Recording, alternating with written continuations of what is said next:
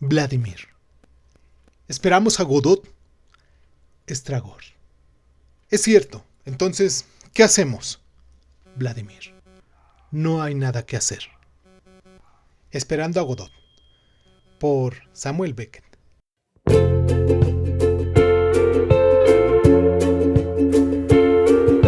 Hola, bienvenidos a Crónica Lonares Dizon. Yo soy Irving Sun. Escúchanos en tu plataforma favorita. Y si quieres tener acceso preferente, dale al botón de membresías en YouTube y ahí encontrarás audios exclusivos para miembros de este canal. Y sin más ni más, ¿qué tal si comenzamos?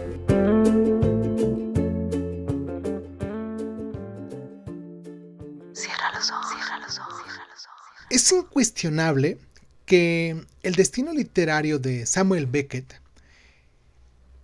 está marcado por el estreno de Esperando a Godot, que tuvo lugar a comienzos de enero de 1953, cuando ya ha escrito la más importante parte de su obra novelesca, The Walk a El Innombrable, recibida fríamente por la crítica.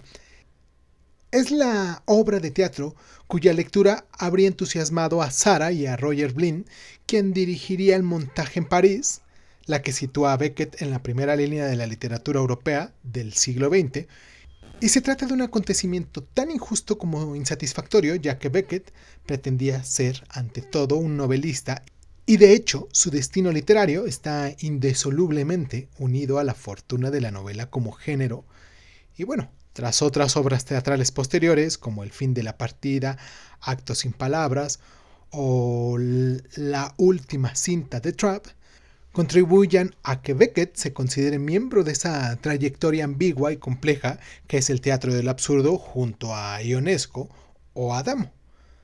Pero la fortaleza literaria de Beckett radica en su producción novelesca. Frederick R. Cart, prologuista de El Innombrable, ha remarcado que es en sus 6 novelas donde se hace patente su originalidad.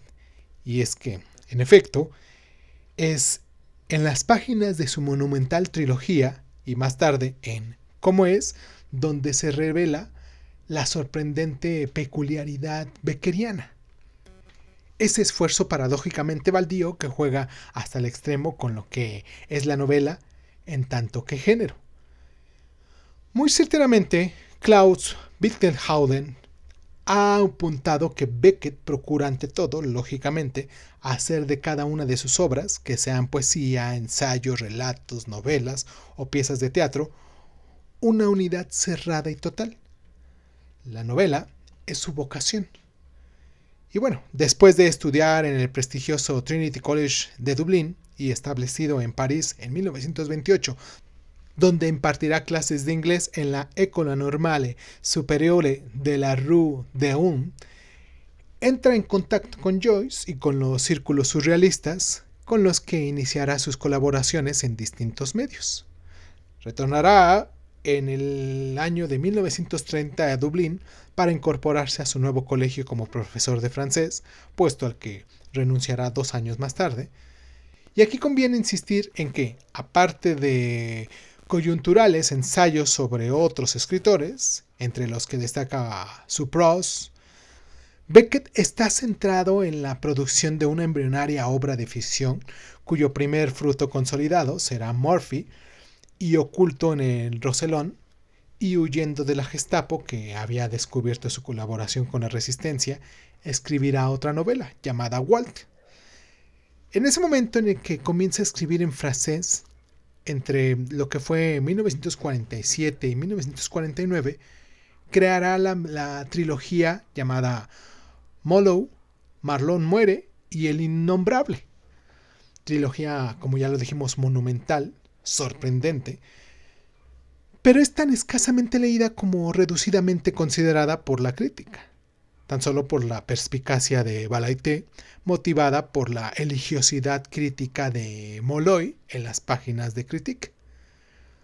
Entonces, nos preguntamos, ¿cómo es posible un despliegue de semejante calibre? ¿Cómo atribular hasta el sarcasmo la tradición teatral? ¿Cómo situarse en la convicción de que ya no escribimos novelas? ¿Cómo, a pesar de ello, escribir teatro y ficción? Es indudable que es necesario apuntar las influencias absorbidas, cuidadas, pero con una cautela previa y fundamental. La aproximación de Beckett a unos y a otros marcan una complejidad afectuosa y a un tiempo distante. Las influencias estimadas por Samuel Beckett también son siempre aceptadas con reservas. Joyce, por ejemplo, y sin embargo, como ha apuntado Genaro Tallens, nada más alejado de Joyce que Beckett, lo que no corrige la impresión de la proximidad patente. Más bien ocurre que Beckett, asumiendo el proyecto joyciano, lo distorsiona y lo radicaliza por entender que su paisano aún alberga una concepción de la escritura que pretende decir y compartir un sentido. Y similar consideración puede hacerse a propósito de Proust, a quien Beckett dedica en 1931 un breve y sugerente ensayo. Proust, el emprendedor de la memoria a la que recurre como agente y potencia de la literatura, diciendo: la creación del mundo no ocurrió de una vez por todas, sino que se renueva cada día. Nos observa en esta frase Beckett para ofrecernos una cabal aplicación de la apertura apasionada y divergente de la misma vida recordada por unos y por otros. Caleidoscopio que, a juicio de Winkelhauser, favorece una especie de disección del campo de atracción joyciano. Fascinado por el juego proustiano, la novelística beckeriana no se somete. Sin embargo, al ordenado cuaderno proustiano, el empeño de En busca del tiempo perdido es fortalecer un acontecimiento vivido por unos y por otros, mientras que la obscura y montesina pasión de Molloy, de Marlon o de quien carece de nombre es algo no vivido, o si se quiere, vivido por otro, que es también material de cierto recuerdo, como un sujeto que recuerda incomprensiblemente al sujeto que fue, que ya no es, que vivió lo que acaso se está recordando ahora, o quizás fabulando. Joyce y Proust marcan la orientación estilística de Beckett, tejida por la invocación de la memoria y por la compleja reproducción lingüística. ¿Y acaso aquí sería preciso aludir a otras influencias que marcan el sentido de su juego literario? La influencia de Jean-Paul Sartre, por ejemplo, es reconocida por sus numerosos intérpretes con mayor o menor insistencia. García Landa ha observado que el existencialismo sartreano es el marco de referencia más obvio para la versión de la subjetividad dramatizada de El Innombrable. Y otro filósofo está presente en la obra de Beckett, reapareciendo como una sombra o indiza que no se resiste a desaparecer. Se trata de Descartes, René Descartes, bajo cuyo amparo escribiría Beckett su breve y premiado poema Horoscope.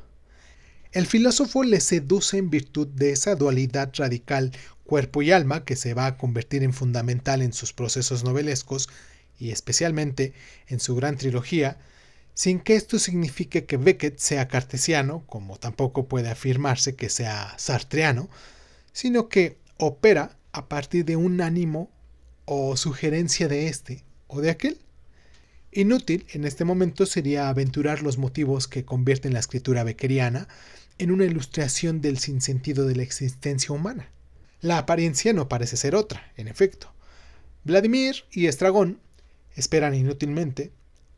Es más, sabemos que aguardarán hasta la muerte a quien no va a llegar.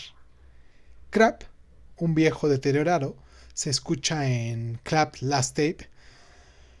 Su vida es esa cinta que le recuerda a sí mismo. Quizás mis años han pasado cuando existía alguna posibilidad de ser feliz, se confiesa al término de esta breve obra. Ha llegado el inevitable fin de partida, y los protagonistas novelescos de Beckett son monstruos que creen recordar su vida cuando en realidad no sabemos nunca si se recuerdan o se fingen desde el deterioro de una corporalidad que, desvencijada, es en verdad incapaz de reconocerse. Del gran viajero que fui, no queda más que el tronco en estado lamentable. Reconoce la sombra de El Innombrable, quien caza moscas con la boca, lo que le produce verdadera rabia. Haber perdido los miembros y conservar los dientes, ¿Qué escarnio? Molloy, tuerto, asmático, incapaz de orinar. Molloy nos ofrece una explicación a lo que ocurre. En el relajamiento de la descomposición, recuerdo aquella prolongada emoción confusa que fue mi existencia. Descomponerse también es vivir. Lo sé, lo sé. No insistáis más, que nunca es posible entregarse a ello del todo. El pesimismo y nihilismo, tan solo endulcorado por algunos acentos de humor negro y una ironía muy medida como la subraya Paul Popovich-Carrick, parece condensar el sentido general de su obra. ¿Por qué entonces Molloy, Malone hablan y hablan? Se inventan. ¿Por qué estoy obligado a hablar? No me callaré nunca, nunca. Como anuncia el personaje del innombrable, aunque le invada la sospecha de que acaso hable, para no decir nada, pero absolutamente nada. La insistente fortaleza de Murphy, Walt y los protagonistas que acaban de recordar refieren, antes que un pesimismo universal, de una nueva forma de espera más radical y sustancial. Tallent se refirió a una nueva apología del deseo que anuncia la vuelta de la fiesta y la utopía, contradiciendo así las consideraciones más tópicas sobre la literatura de Beckett. Debe entenderse en efecto que la promesa y el autoconvencimiento de los personajes novelescos y teatrales de Beckett de que estarán ahí, esperando o hablando, aguardando la epifanía que ha de retrasarse hasta nunca, y que corrige fuertemente su pesimismo nihilista. No hay sino una urgencia de esperar, que es preciso esperar. La utopía o la sombra del futuro se reduce en pura, esforzada y heroica espera en lo que no ha de venir. Esta libertad, sea cual sea su alcance, puede realizarse en la inmensidad de las posibilidades lingüísticas, y no se trata en Samuel Beckett de un juego vanguardista, ni mucho menos. Como según Olga Bernald, quien escribe forma parte de un mundo en el que todo se encuentra en incesante mutación. El valor y el sentido de su decir es contingente y banal, excepto como posibilidad prometedora banal de la memoria. La mutación del mundo, esto es, de las cosas del mundo y de los individuos que habitan del mundo que he de contar. La literatura se convierte en representación de esta mutación radical que hace de un mundo vívido y del narrador. La literatura se convierte en representación de esta mutación radical que hace de un mundo vívido y del narrado de dos mundos, y del sujeto que vivió y que recuerda dos sujetos, dos cuerpos desvinculados de la hipótesis de un alma que permanece. Ahora bien, como se pregunta Alain Baudieu, ¿de qué habla el que habla? ¿De qué puede hablar? En un mundo en el que el pasado es líquido y el sujeto una ficción, ¿por qué se resiste a callar cuando se sabe que nada de lo que se dice tiene sentido hoy para mí? ¿Por qué empeñarse si se ha caído a la cuenta, como Molloy, de que no saber nada no es nada, no querer saber nada tampoco, pero lo que es no poder saber nada, saber que no se puede saber nada? ¿Este es el estado de la perfecta paz del alma del negligente pesquisidor? Ya lo sabemos, los personajes de Beckett hablan o esperan para reiterar que no hay nada que decir y que la espera es inútil, pero que es preciso estar para verbalizar la inutilidad de estar, que deja de ser absurda al tomarse como destino y también como fatalidad. Beckett escribió un poema que acaso represente la paradoja con claridad, diciendo: ganas un día más de un día de estar vivo, pero no sin lamentar haber un día nacido.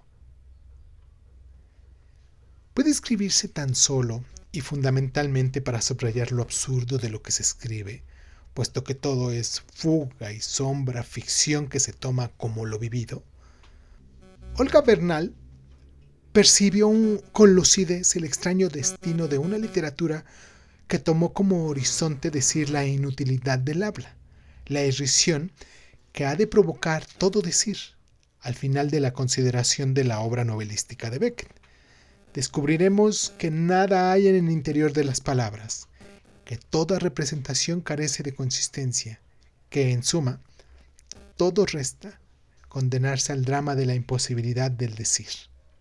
Hablemos una y otra vez, aunque la razón de nuestra hablar sea indicar que para qué hablamos si lo vivido es galaxia invisible y el que recuerda un cuerpo al que el tiempo acaba de transformar.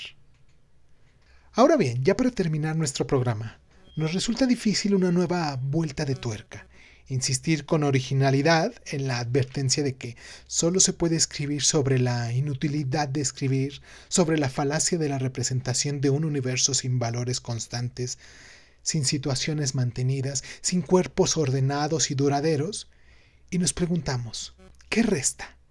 ¿Breves textos? ¿Pavesas que alcanzan un nivel insuperable de depuración? ¿Fragmentos interrumpidos, apenas iniciados? ¿Sketches mudos? ¿Colaboraciones radiofónicas? Dos obras que pueden considerarse mayores, o sea, Los días felices, que se publica en Nueva York en 1961, en el mismo año en el que aparece Cómo es, el más arriesgado combate literario comprendido por Beckett y acaso por el joyciano Finnegan's Wake, la más osada aventura de literatura del siglo XX, y que merecerá el Premio Internacional de Editores Compartidos con Jorge Luis Borges, radicalización de su trilogía novelesca. ¿Cómo es? Relata el arrastre de un personaje en las tinieblas, hundido en el lodo, infatigable, y bueno, ¿acaso astucia del destino? En 1964 rodarán Film, un corto de 22 minutos de Buster Keaton, quien no entendió nada de lo que ocurriría en escena, y en 1969 le es concedido el premio Nobel. 20 años más tarde, el 22 de diciembre, fallece en un hospital de París. Y con esto doy por terminado esta pequeña biografía de Samuel Beckett. Espero que la hayan disfrutado y si es así, pues regálenos un like. Pónganos también sus comentarios sobre ciertos detalles, sobre sus novelas favoritas de Samuel Beckett. Recomiéndenos aquí, déjenos aquí en la cajita de los comentarios, déjenos también, no sé, sus recomendaciones de libros de los cuales que quisieran que nosotros habláramos aquí, o escritores, autores de sus novelas favoritas para hacer una pequeña biografía también. Y pues nada, quiero mandarles un abrazo muy muy caluroso a todos los lunares que nos han estado siguiendo desde que empezó este año, estos nuevos lunares que se han adaptado con nosotros, que se han suscrito en nuestras plataformas, ya sea en Spotify, en YouTube o en alguna de las otras plataformas que tenemos de audio y de podcast, donde también nos descargan. Quiero agradecerles a todos ustedes por estos 2 meses que llevamos haciendo esto. Esto se está estrenando de lo que estamos hablando ahorita con esta biografía. Hoy es 17 de febrero, lunes 17 de febrero en la noche. Ustedes a lo mejor lo estarán escuchando el martes 18 porque se estrenó esto ya muy tarde. Recuerden que los estrenos de las biografías las tenemos a las 10 de la noche, los lunes a las 10 de la noche, hora del centro de México. Y pues nada, espero que se encuentren muy bien. Todos los demás lunares que nos escuchan, pónganos aquí en los comentarios desde dónde nos estás escuchando. Anexa más anécdotas sobre Samuel Beckett. Y pues yo soy Irving Sun, esto fue Crónica Lunares y nos escuchamos la próxima semana. Suscríbete a Crónica Lunares de Sun en Spotify y otras plataformas de audio y de podcast. Si te gusta lo que estamos haciendo, regálanos un like, comparte este audio en tus redes sociales y sobre todo, déjanos un comentario con tus inquietudes, ¿vale? Crónica Lunares de Sun es un programa de divulgación cultural conducida, narrada y comentada por Irving Sun y en muchas ocasiones por invitados especiales. Si quieres participar leyendo tu cuento favorito en voz alta, recuerda ponerte en contacto con nosotros. Agradezco infinitamente a todos los lunares que con sus donaciones hacen que este canal crezca y me sienta motivado a hacer lo que me gusta hacer y mostrárselo en estas plataformas. Gracias infinitas. Yo soy Irving Sun Esto fue Crónica Lunares y qué tal si nos escuchamos después.